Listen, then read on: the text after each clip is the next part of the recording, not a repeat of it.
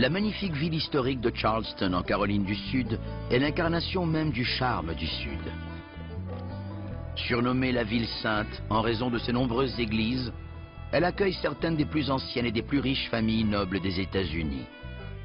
On raconte aussi que cette ville est le bastion des bonnes manières au pays. Mais le 18 février 1987, la paix de Charleston est violemment rompue.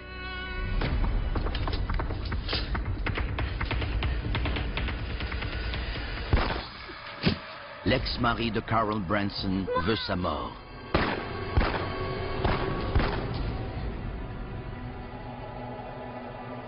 I gotta get out of here.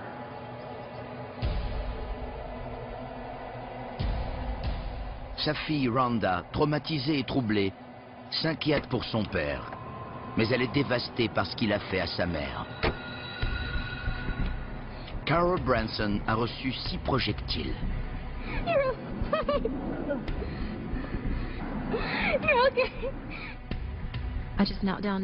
Je me suis agenouillée auprès d'elle pour voir si au moins ses yeux étaient ouverts. J'ai vu mon père partir en voiture, à fond de train. Carol vit dans la crainte de son ex-époux. Carol avait une ordonnance de protection contre cet homme. Elle avait peur de lui. Elle ne voulait plus qu'il s'approche d'elle ou de sa fille. Rhonda l'a vu agresser sa mère à plusieurs reprises. Malgré sa violence, il demeure tout de même son père.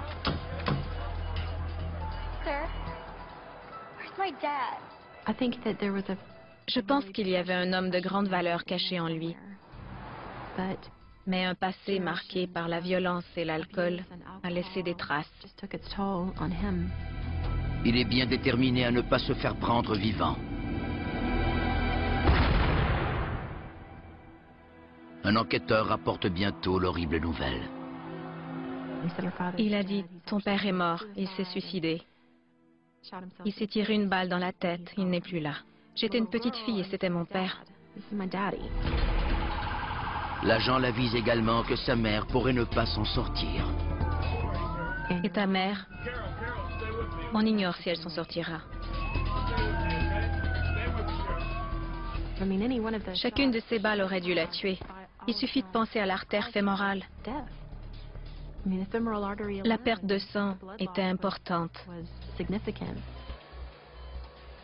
Pendant des jours, Carol flotte entre la vie et la mort. Finalement, les médecins parviennent à stabiliser son état. Une semaine après que son monde a basculé, Rhonda a enfin la chance de voir sa mère. J'étais étonnée de voir à quel point son corps était enflé. Je me suis dit, oh mon Dieu. Elle ne pouvait pas parler, mais elle voyait et elle pouvait cligner des yeux.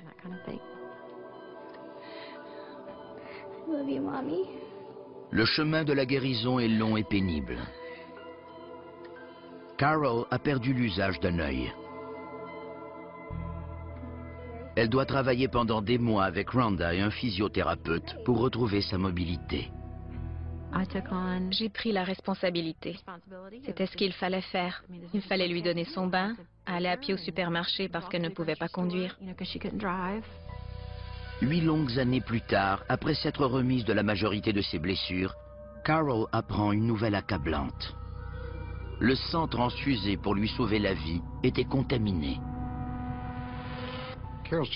Carol a appris qu'elle souffrait d'hépatite C. C'était un autre revers dans sa vie. Encore une autre tragédie.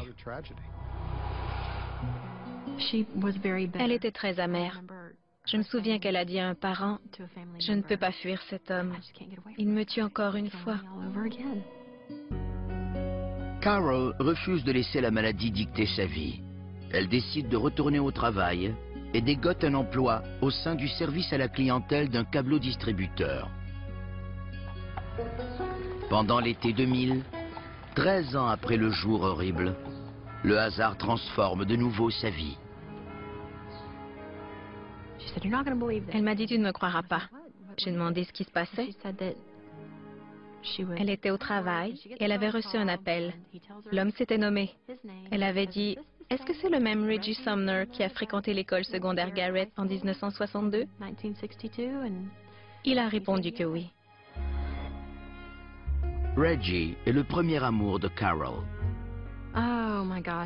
Mon Dieu, elle était comme une fillette. Elle disait que quand Reggie traversait le corridor, toutes les filles chuchotaient sur son passage. Aucun couple n'était aussi mignon et ne méritait autant d'être ensemble. Après toutes ces années, la flamme renaît. Reggie et Carol redeviennent vite amoureux. Elle avait retrouvé ses 16 ans. À leur premier rendez-vous, ils ont repris là où ils avaient laissé, dans les corridors de l'école. Ils se croisaient, se dévoraient des yeux. Ils étaient de retour en 1962.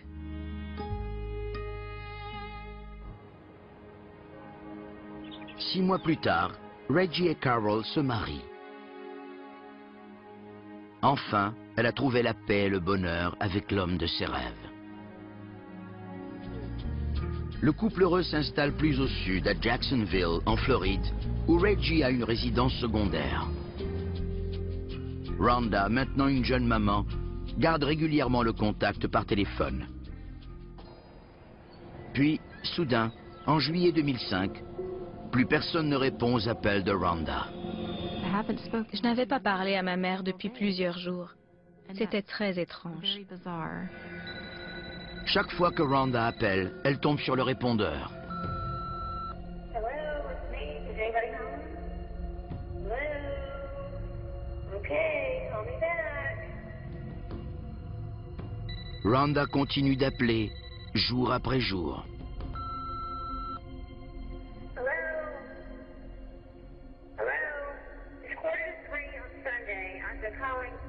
I don't know what's going on, but please give me a call. Let me know that everything's okay. Mother, answer the phone. Are you there? Reggie, pick up the phone. N'ayant pas de leurs nouvelles depuis une semaine, Rhonda se rend à Jacksonville en catastrophe. À son arrivée, elle ne voit pas la voiture de Reggie et Carol et des signes ne laissent rien présager de bon. Sa mère garde la maison propre.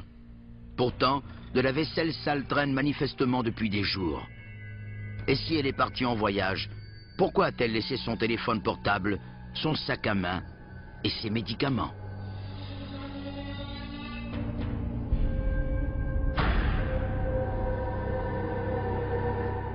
Mais ce n'est pas tout.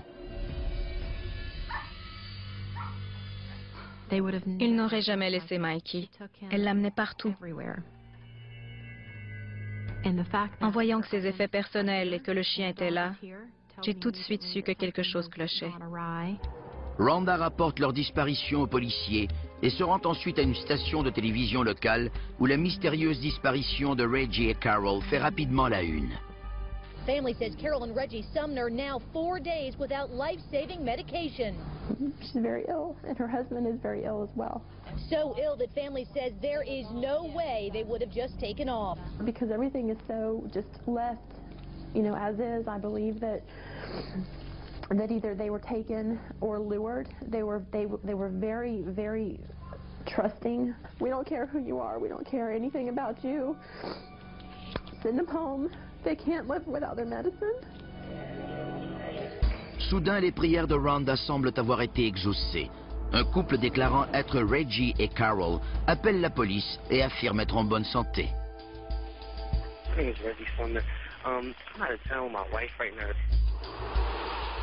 Mais l'enquête est loin d'être terminée. En réalité, elle ne fait que commencer. Ce que Rhonda et les policiers découvriront bientôt est si atroce et si terrifiant qu'ils en resteront marqués à jamais.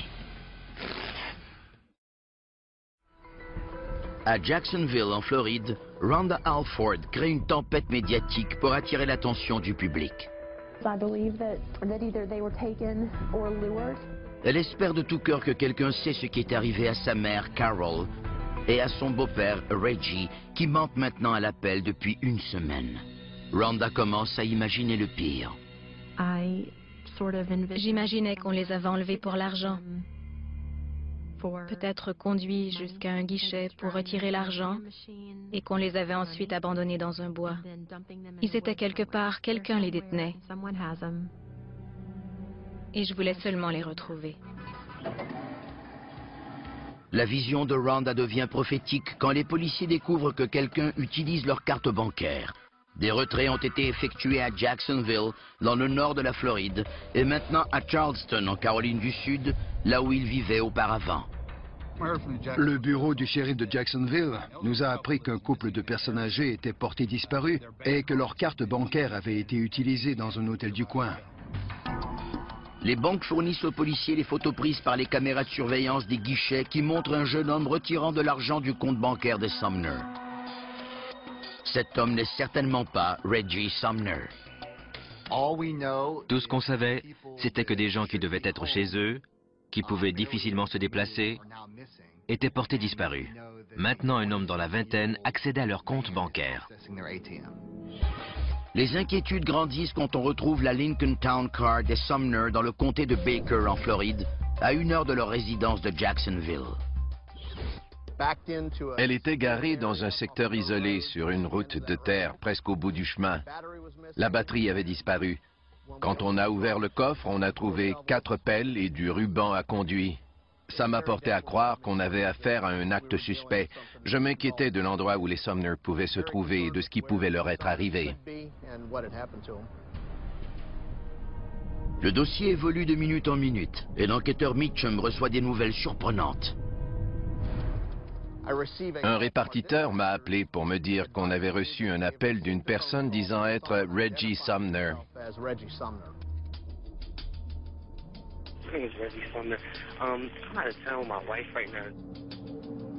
L'homme permet aussi aux policiers de parler avec une femme affirmant être Carol. Le couple espère convaincre les policiers qu'ils sont sains et saufs, afin que les cartes bancaires qu'ils utilisent abondamment soient réactivées. Les policiers font immédiatement venir Rhonda pour lui faire entendre les enregistrements. Where are you at? We're in Delaware right now. And what city is that in? Corpus. Corpus, Delaware? Yes, sir. Mais il n'existe pas de Corpus dans le Delaware. Is this Carol? Yes, sir, it is. Okay, this is Detective Meacham with the Sheriff's Office. How are you doing tonight? I was sleeping. I understand. I understand that you may have some health problems. Mm-hmm. Okay, any other problems? I'm really tired right now. That's not my mom. And that's not Reggie. Fait troublant, les interlocuteurs semblent tout savoir sur le couple disparu. What kind of problems she has? Cancer Cancer? and liver. L'hépatite de Carol s'est transformée en cancer du foie et Reggie souffre d'un diabète débilitant qui doit être contrôlé avec des médicaments. Il s'est récemment fracturé une jambe et doit passer le plus clair de son temps au lit ou dans un fauteuil roulant. Ce n'étaient pas des gens qui pouvaient se déplacer facilement et disparaître longtemps sans que quelqu'un sache où ils étaient. Les enquêteurs croient que de suivre la piste de l'argent les aidera à capturer les imposteurs. J'ai appelé la coopérative de crédit et leur ai demandé de réactiver les cartes. Ainsi, si les suspects étaient dans le coin, on pourrait suivre leurs déplacements grâce aux transactions faites avec les cartes des victimes. Les policiers retracent le numéro du téléphone portable utilisé par l'homme disant être Reggie. On a découvert qu'il était inscrit sous un faux nom avec une fausse adresse. Il avait été utilisé en Caroline du Sud dans le secteur de Charleston. Un des numéros composés est celui d'une agence de location de voitures de Charleston, à qui il manque une voiture sport argentée. On a découvert que l'agence avait 2 voitures comme celle-là et que l'une d'elles n'avait pas été retournée. Sur le contrat, la voiture avait été louée à Tiffany Cole. Les policiers apprennent que Tiffany Cole était une voisine des Sumner à l'époque où ils vivaient en Caroline du Sud. Ces derniers avaient été bons et généreux envers leurs voisines. Elle leur avait acheté un véhicule et leur avait donné une partie de l'argent, pas la totalité. Cole est une décrocheuse qui a eu une vie difficile. Son père était en prison quand sa mère célibataire de 16 ans a accouché d'elle. Puisque son père est en prison pendant une partie des années critiques de son développement, elle n'a pas eu la chance de créer un lien et d'avoir une interrelation avec une personne dont le rôle aurait dû être de la protéger et de l'aider à se frayer un chemin dans la vie. Cole est plutôt élevé par un beau-père qui aime être cruel avec elle. Si cruel qu'il lance un chiot contre un mur sous ses yeux, lui cassant le cou. Dans cette situation, elle a probablement enregistré 3 messages importants. D'abord, la violence pure et la méchanceté, le mal que les gens près de nous peuvent faire. Deuxièmement, elle a dû ressentir une grande peur. Finalement, Tiffany a peut-être compris que les gens pouvaient poser des gestes véritablement diaboliques, sans en subir les conséquences. Pendant des années, Cole déménage régulièrement entre la maison de son père et de sa mère.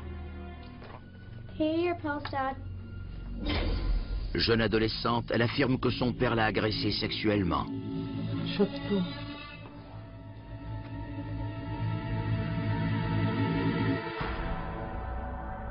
Elle se tourne vers l'alcool et les drogues pour soulager sa douleur psychologique.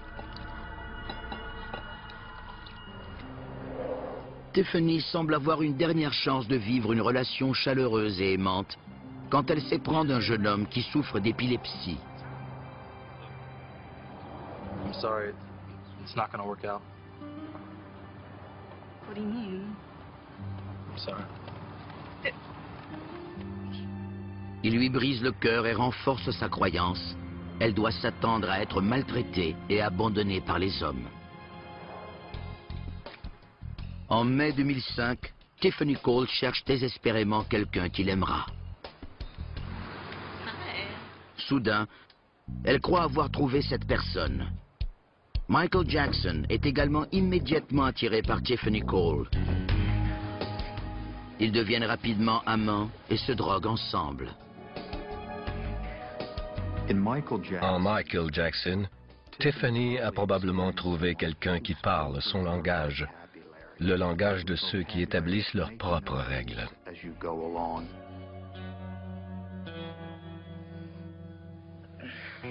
Cole croit que ce mauvais garçon est bon pour elle. You stole my stuff. Yeah, so what? Elle a vu quelqu'un que les lois et les attentes sociales n'arrêteraient pas. C'était probablement très attirant pour elle. Michael Jackson avait un lourd passé criminel. C'était un voyou, condamné à plusieurs reprises. Il était en probation pour fraude. Sa mère était une droguée. Il a grandi chez sa grand-mère, qui a fait de son mieux pour l'élever. Pourtant, il a commencé à voler à un très jeune âge. Cole et Jackson découvrent qu'ils aiment tous les deux faire la fête. Avant longtemps, ils décident de partir en voyage, s'arrêtant à Myrtle Beach avant de redescendre vers Jacksonville pour y rejoindre le meilleur ami de Michael Jackson, Alan Wade. Le couple s'installe chez la mère de Wade. Un jour, elle se lasse de les voir constamment faire la fête et les jette à la rue. N'ayant nulle part où aller et ayant dépensé tout leur argent dans l'alcool et la drogue, Tiffany se souvient que ses anciens voisins, les Sumner, vivent tout près.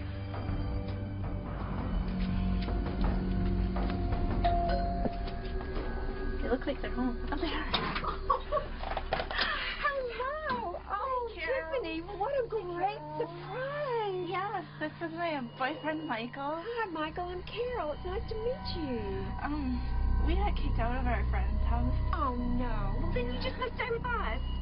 Really? Oh, yes. Reg, you'll be so excited. Come on in.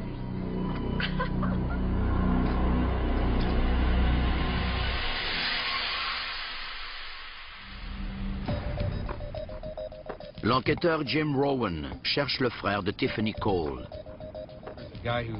C'était un homme connu du service de police local. Il avait une réputation de voyou dans le quartier. On lui a expliqué que sa sœur était peut-être dans le pétrin et impliquée dans une affaire grave, et que s'il nous cachait des preuves ou de l'information, il pourrait y avoir de grandes conséquences pour lui. Le frère de Cole révèle que Tiffany et Michael habitent dans un hôtel local. Les policiers se préparent à envahir leur chambre. Les véritables Reggie et Carol sont-ils retenus à l'intérieur? Hotel manager. En juillet 2005, les policiers de North Charleston, en Caroline du Sud, vont bientôt prendre d'assaut 2 chambres d'hôtel dans l'espoir de libérer un couple de personnes âgées qui, croient-ils, seraient prises en otage. Good. Hotel manager.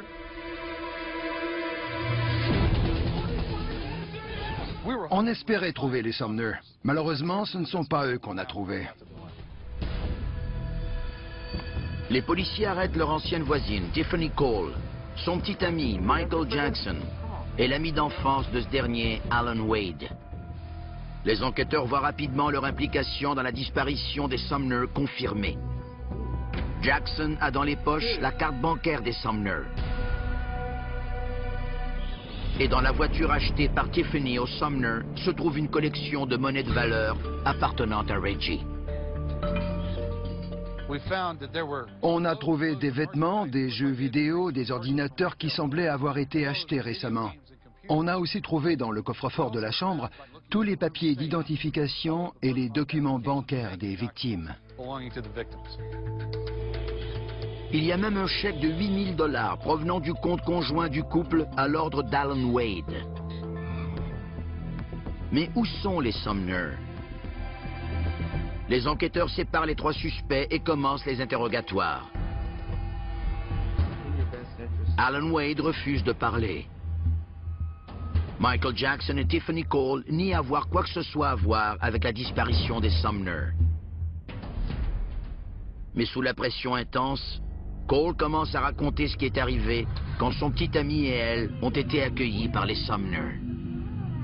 We really enjoyed it. We're lucky. We don't really have any worries. The only thing that was worrying us was selling that old house, but we just sold it, and we did pretty well. Yeah. We actually made a profit of $99,000. Wow, that's amazing. All safely tucked away in the bank. I'm so happy for you.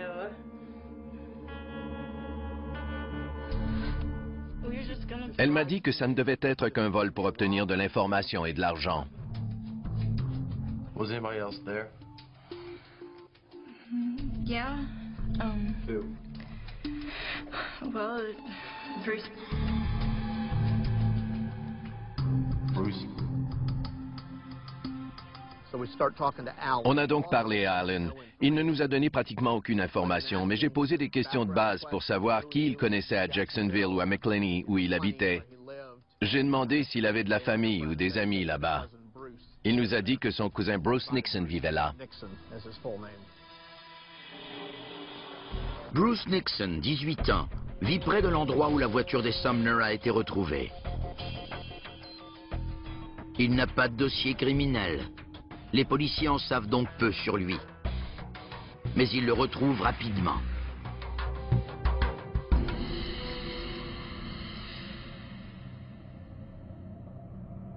Pendant l'interrogatoire, Nixon en révèle beaucoup aux enquêteurs à propos du vol. So whose idea was it? It was Mikey's. All right, guys, we have a great plan. Il dit que les 4 jeunes se sont réunis. Jackson dirigeait la rencontre. Il débordait d'idées pour enlever et terroriser les Sumner. Michael Jackson était le chef. Il était le leader. Et il avait la capacité de persuader les autres de s'unir et d'embarquer dans son plan. We also need a place where we can take them and scare the crap out of them. You're from around. What do you suggest? You're from around here. Well, come on, man. We need a place. I know a place. Where do you want to go? Tomorrow night. Let's do it. Tomorrow night? Tomorrow night. All right. Why not today? Let's do it tomorrow night. Tomorrow night. Gotta plan it right. Nixon amène le groupe dans un coin isolé de l'État voisin, la Géorgie. Là, il prévoit effrayer les Sumner en les menaçant de les enterrer vivants. Michael Jackson est indifférent et il est incapable de ressentir l'impact de ses comportements sur les autres. Il a clairement démontré à plusieurs reprises sa volonté d'enfreindre les lois et de dicter ses propres lois. Ces deux éléments sont caractéristiques des sociopathes. Ce que Cole et Wade font ensuite est capté par une caméra de surveillance. Ils achètent du ruban à conduit, des gants pour ne pas laisser d'empreintes digitales et de la pellicule en plastique de taille industrielle qu'ils pourraient utiliser pour attacher les Sumner. Bruce Nixon confirme que le rôle de Tiffany Cole était de rester en contact avec les Sumner, non pas comme une véritable amie, mais plutôt pour recueillir de l'information pour leur plan tordu. Tiffany Cole a appelé souvent chez les Sumner pour déterminer quel serait le meilleur moment pour commettre le crime. Ils ont attendu jusqu'au 8 juillet 2005. Alors, sous le couvert de la nuit, vers 22 h, ils se sont rendus à la résidence des Sumner.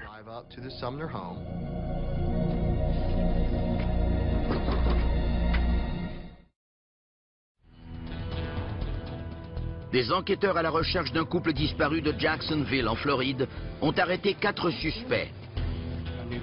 Bruce Nixon, 18 ans, révèle qu'ils avaient l'intention de voler, d'enlever et de terroriser Reggie et Carol Sumner dans le but de soutirer le numéro d'identification personnel de leur carte bancaire. Son cousin Alan Wade et lui ont profité de la nature confiante de Carol. Hi, our car broke down and we were wondering if you could use your phone. Well, of course you can. Come on in.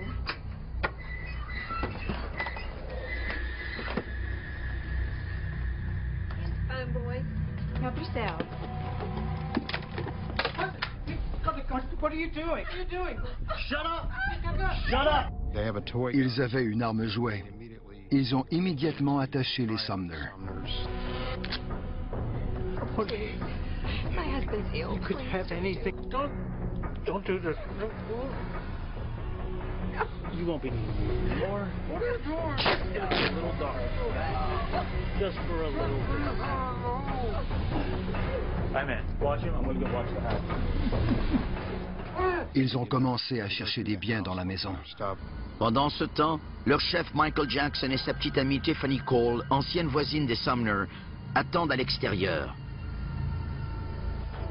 Ils ont récemment passé la nuit chez le couple et ont appris qu'ils avaient encaissé 99 000 $ grâce à la vente d'une maison.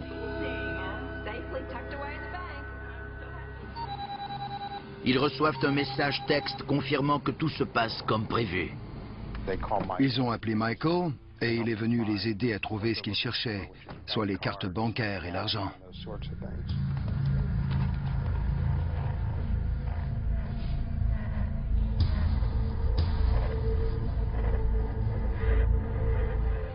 Après avoir pris tous les biens de valeur des Sumner, le groupe se prépare à amener les victimes dans un lieu secret. Pour le couple fragile, commence un voyage terrifiant et oppressant de 40 minutes vers l'inconnu. Il devait faire plus de 35 degrés dans le coffre de la voiture. À cause de la sueur, le ruban à conduit s'est mis à glisser. En ouvrant le coffre, Bruce Nixon a vu Reggie et Carol qui s'enlaçaient.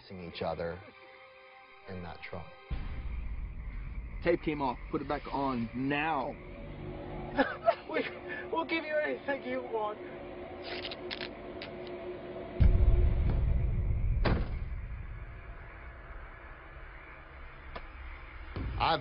Je n'ai jamais vu un crime prémédité s'en prenant à des victimes aussi vulnérables et démontrant autant de mépris pour la vie humaine.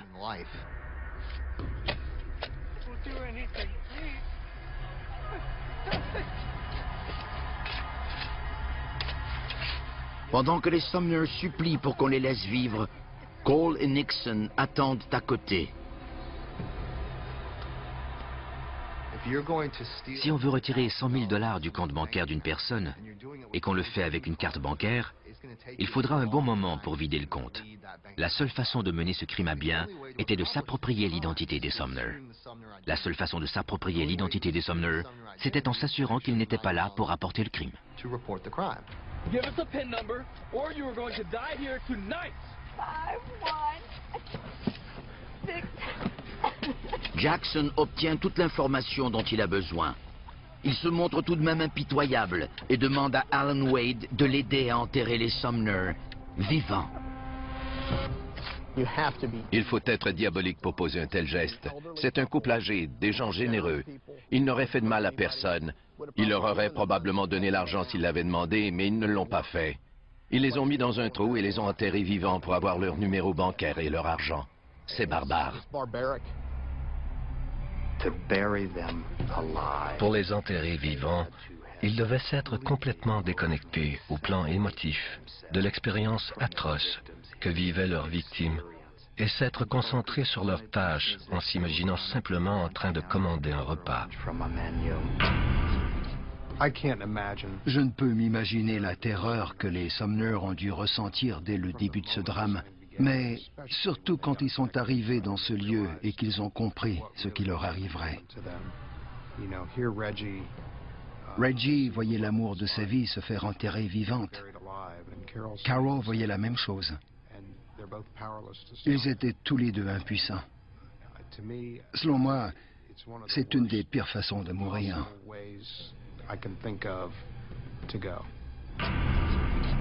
Tout ce qui occupe l'esprit des meurtriers, c'est de se débarrasser des preuves et commencer à encaisser les profits de leur crime infâme. We're good.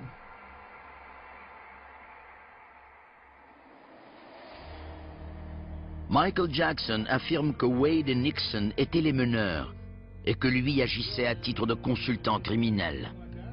Oh yeah, I told him he was gloves. I said, hey, make sure you had gloves on your damn hand. You know what I'm saying? That's common sense. You don't go in anybody's house, man. Even if you just pull in a burglary, you know what I'm saying? Even if nobody's home. So you told Alan and Bruce to put gloves on before they went in the house? My words were, if you're gonna use this, don't leave no fingerprints. Did Bruce or Alan have a gun? Yeah, they had a damn toy gun. Michael Jackson était le chef. Il était le chef parce qu'il contrôlait l'argent. Le capitaine de bateau de pirates ne donne pas tout l'argent à un de ses subordonnés. Michael Jackson avait la carte, il faisait les appels, c'était lui qui décidait. Le groupe abandonne la voiture des Sumner avant de se diriger vers un autre guichet automatique afin de retirer encore plus des économies des Sumner. Puis, Cole et Wade retournent chez les Sumner pour voler tout ce qu'ils peuvent trouver. Jackson donne quelques centaines de dollars à Bruce Nixon et lui dit de rentrer chez lui et de se taire. Mais les enquêteurs découvrent qu'il en est incapable. Bruce Nixon se vantait de son rôle dans ce crime et montrait l'argent. Il disait à ses amis qu'il avait un nouvel emploi et que son travail, c'était de tuer des gens.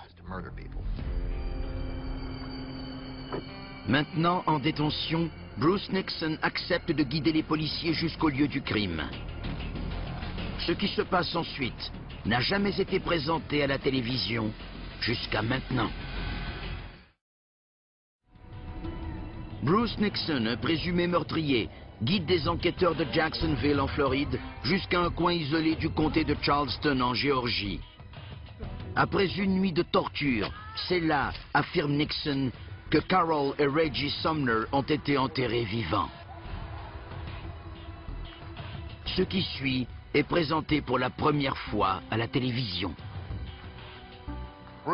Je pense que Bruce voulait bien faire. Je pense qu'il voulait se soulager de ce poids. Quand on est arrivé sur les lieux, ses genoux ont failli. Et il a dit, « Laissez-moi le dire. Laissez-moi dire ce que je sais. »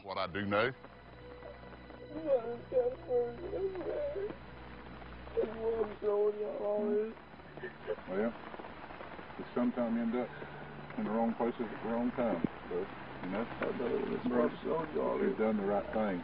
You've done the right thing by all means. Bruce, is there anything else around here that they threw out that we need to be aware of? Or? Dad? Y'all ever stay on those? I know. Where were you when this happened? Out at the road. You were at the road? Did you walk back here? Huh? You had to know where this was I at. know. I told them. They said all they're going to do is scare him.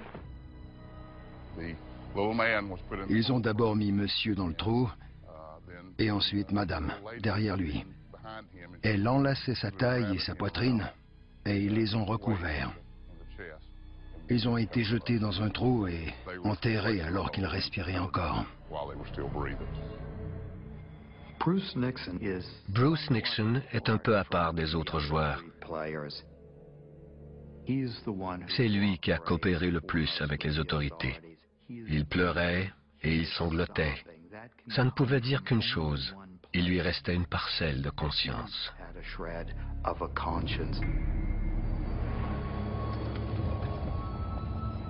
Le lendemain, les enquêteurs viennent récupérer les corps. Plusieurs agents de plusieurs services sont venus aider à sortir les Sumner. Le site était si grand qu'ils ont commencé par pelleter jusqu'à ce qu'ils localisent les corps. Ils ont fini par faire venir une pelle rétrocaveuse. Quand ils sont arrivés au niveau où se trouvaient les Sumner, ils ont vu le ruban à conduit.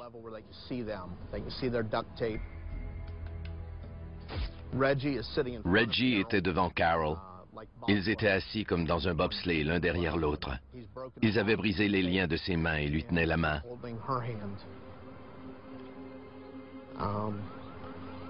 C'était troublant. Des agents d'expérience ont dit qu'il régnait un silence de mort. Personne n'a dit un mot. Et ils étaient fâchés. Très fâchés. Je suis arrivé environ au moment où ils ont pu sortir les Sumner. J'arrivais de Caroline du Sud. C'est probablement l'une des scènes les plus dures que j'ai vues.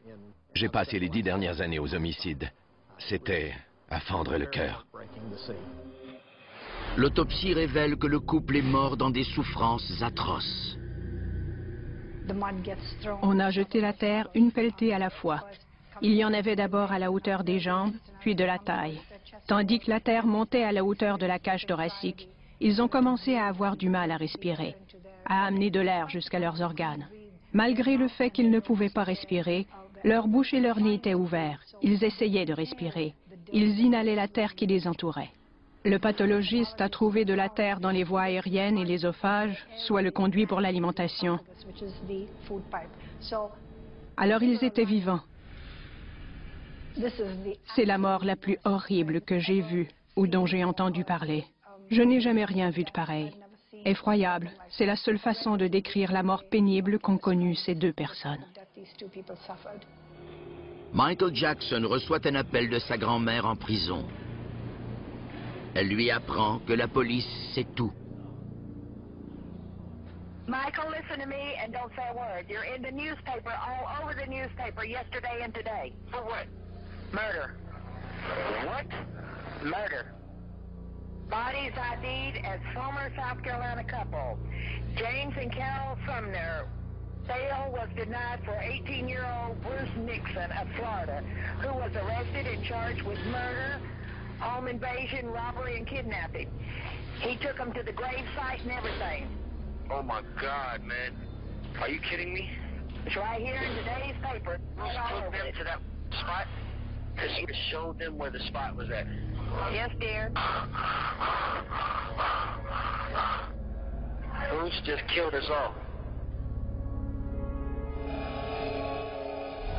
Les 4 suspects sont accusés des meurtres prémédités de Reggie et Carol Sumner. La priorité était de faire condamner Michael Jackson à la peine de mort. Il était le chef. Évidemment, dans le cas de 2 personnes enterrées vivantes avec préméditation, la peine capitale semblait justifiée pour les 4 suspects. On conclut une entente avec Bruce Nixon, qui a conduit les policiers sur les lieux et leur a tout raconté. Pendant le procès, le jury est forcé de regarder toutes les preuves effroyables. On pouvait lire sur leur visage l'angoisse profonde qu'ils ressentaient à devoir écouter et regarder les preuves. Ça a été très difficile pour eux de rester jusqu'au bout. Nixon est le témoin clé du procureur. Il témoigne contre ses 3 acolytes qui sont tous accusés des 2 meurtres.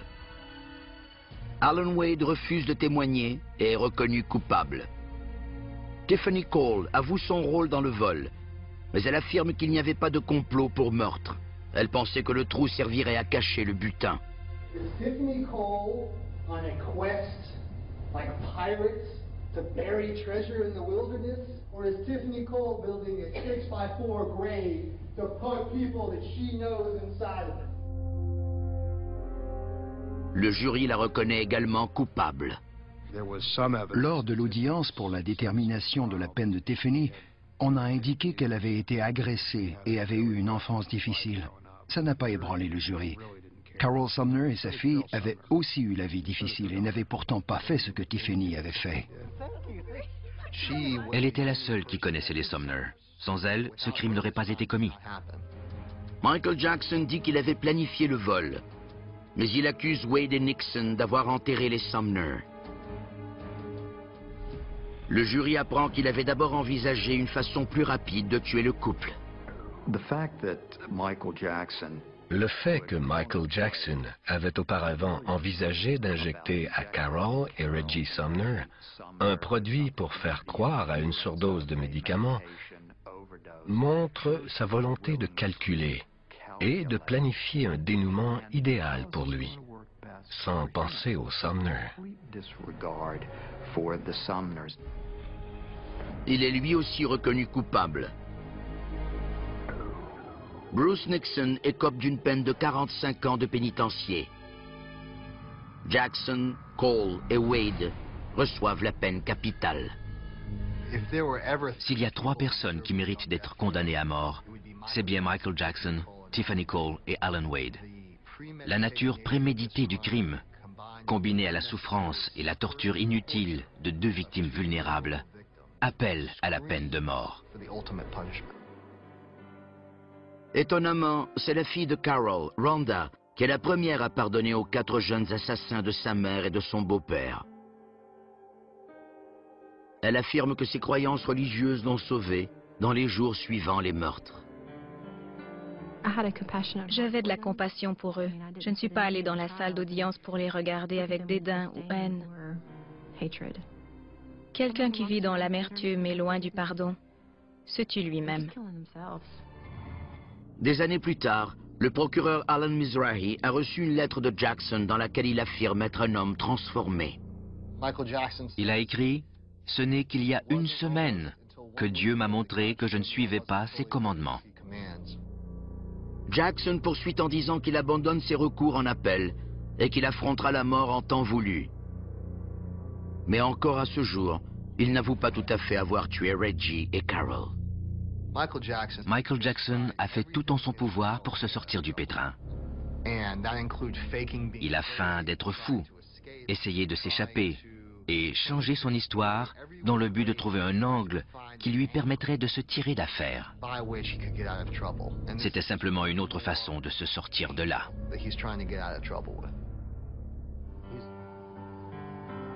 Le bien le plus précieux de Rhonda est une photo prise quelques semaines avant les meurtres.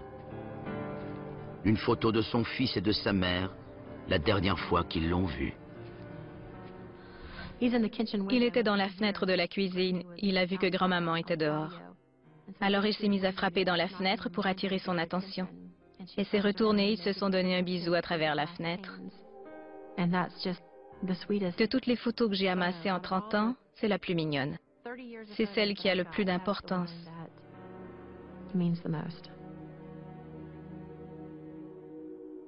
On ne voit pas son visage, mais ce n'est pas grave.